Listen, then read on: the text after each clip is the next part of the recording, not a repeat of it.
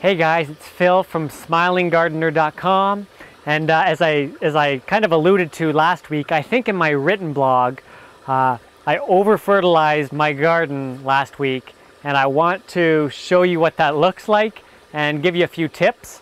I just realized I might as well show you the compost tea I have brewing here, which I will be applying tomorrow. Suppose I should make a video about compost tea sometime. So here's what happened, and I realized it about 24 hours later or something, and I was doing something out here and I was like, oh. And what happened is I did everything right. I had a soil test, and I followed their recommendations, most of their recommendations, and I did a couple of things of my own that I thought made sense. And then about a week after that, there was one nutrient that I hadn't got around to applying, and that was boron.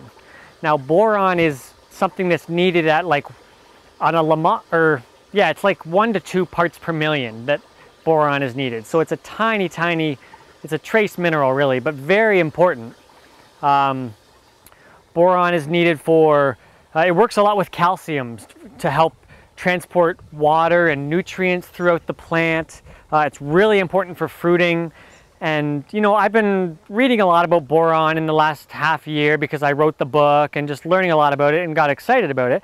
And so when I found out that I had just a little bit of a boron deficiency, I thought, cool, I'll bring in some boron, and it's really useful. It's really useful for when you're seeding to have enough boron in the soil and stuff like that. But what I did was I did this about a week after I read the soil test, and just in my head I had 20 pounds. And of course, on a soil test, it's often going to be per acre. So it was 20 pounds per acre, and I had it in my head that it was 20 pounds per 1,000 square feet, which is stupid because I know that boron is just like this little trace nutrient. So I'm sitting here with a box of borax, which is a common way to apply boron, and I'm putting borax all over my garden, not thinking that of course, you only often are using teaspoons and tablespoons of the stuff. So, silly me. Anyway, that's okay. So what I'll do is I'll show you what's showing up in some of the plants is what I believe is a boron toxicity. It's not that I walk around knowing what boron toxicity looks like, because it's not something you think about that often. But I looked it up, and if I didn't know that I just applied, what I ended up applying is about 30 times too much boron. If I hadn't known that, I wouldn't know this was a boron toxicity. It could look like a lot of other things. That's why it's really hard to look at a plant, like some people claim to do, and know for sure that it's just a certain deficiency or toxicity. It's a little more complicated than that. But in this case, since I know I just applied 30 times too much boron, I'm thinking it's a boron toxicity. So let's just have a look here. I have some, I don't know what you'll be able to see. I have some chives. They're starting to yellow a little bit on the ends. My oregano, starting to get some little brown spots. My parsley just has a couple of leaves that are turning a little bit brown. Some of my garlic is turning, and onions are turning a little yellow at the ends, not that one so much.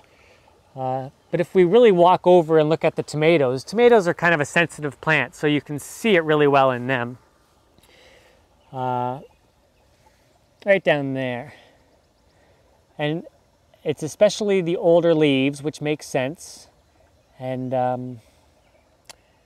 it's not so much the younger, newer leaves up here. They seem to be not as affected, a little bit on the tips. I don't know if you can see that.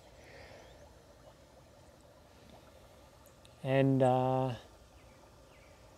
yeah, there's a couple others too. And some don't seem to be affected as much. So, we'll see what happens. In this case, a lot of this here was a sheet mulch that I wouldn't always plant into anyway. It's not the end of the world to me. I have more garden over there that I didn't apply any borax to, so I have lots of space to grow food.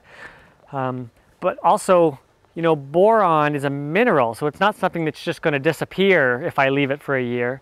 So we'll see what happens. Anyway, that's over-fertilization. So what I thought I'd do is give a few tips here. I guess this is going to be a bit of a long video, but just some tips if you happen to have over-fertilized.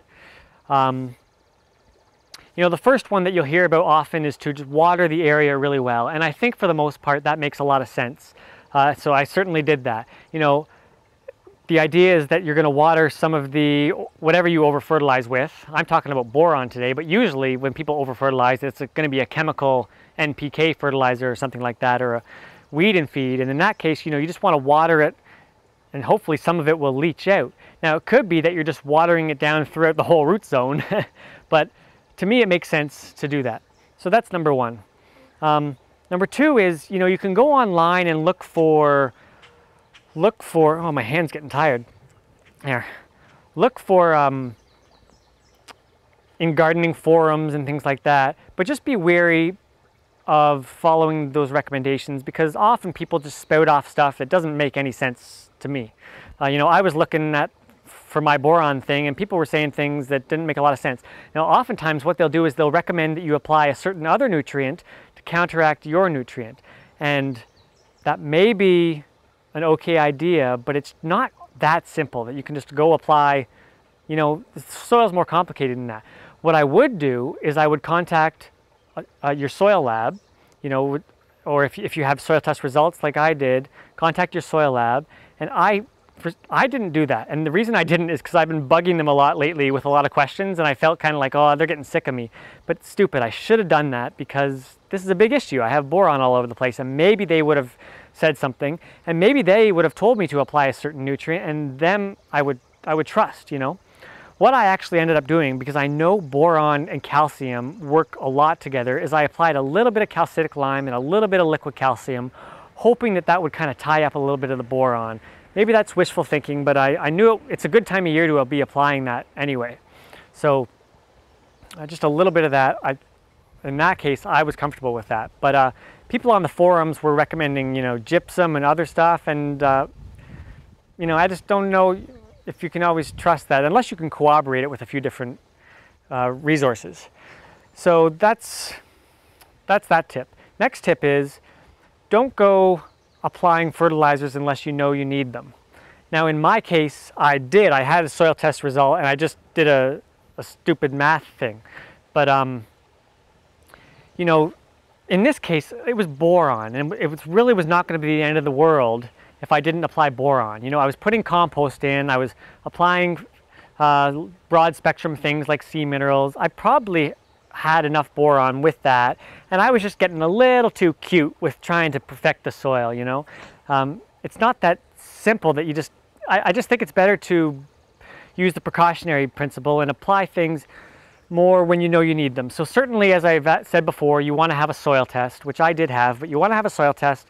And as I talk about in the academy, you know, I say don't worry about these things like boron. There I am breaking my own advice, but don't worry about those things until you've worked on the main things, which is calcium, phosphorus. You know, you're not going to do as much damage by applying some lime as long as you know which lime to apply based on a soil test. So do all this based on a soil test. Definitely don't go applying an NPK fertilizer just for good measure, you know, because you probably don't need those three nutrients. Certainly not in the proportions that they are in the fertilizer, you know, like a 10-10-10 or something like that. So it doesn't make sense to do that. The other one is, you know, organic fertilizers can cause problems too. Boron can be used in organic horticulture if you have a documented boron deficiency, so you can kind of call it an organic fertilizer. I've burned plant leaves before by applying too much fish, too much sea minerals. It's possible to apply too much effective microorganisms, and you could ferment.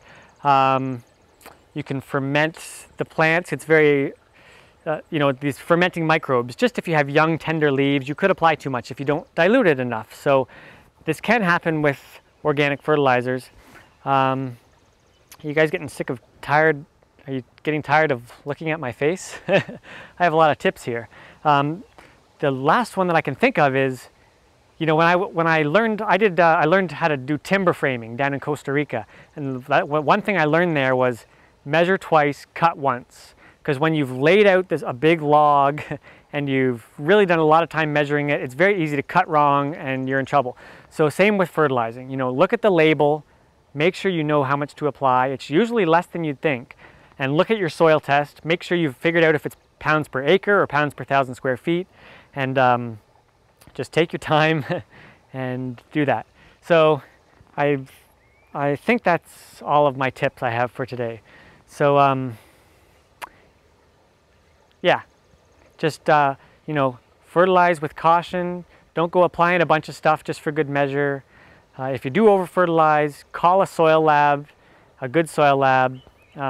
Try to, you know, maybe apply some water out of the root zone.